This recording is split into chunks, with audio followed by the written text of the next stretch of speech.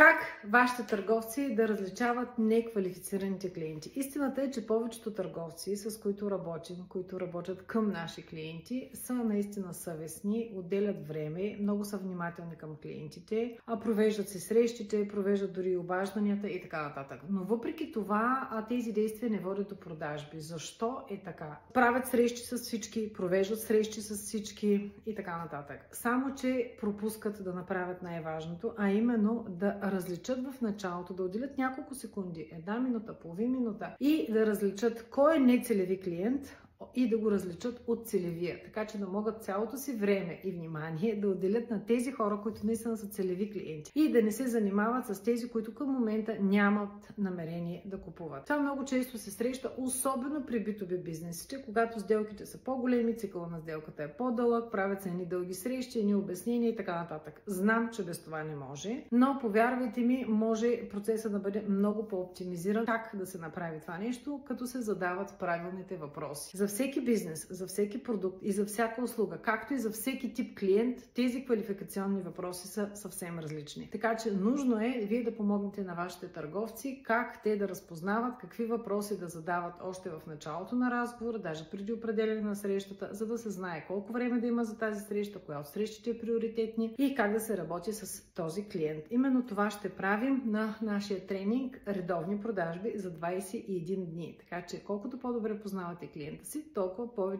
на повече клиенти можете да продавате. Ако имате интерес да се включите, вие или вашите търговци, напишете редовни продажби в коментарите и ще получите информация, откъде може да се изтеглите пълното описание на този тренинг и съответно ще се чуем с вас, за да видим дали е подходящ за вашия бизнес. Чао от мен до сега!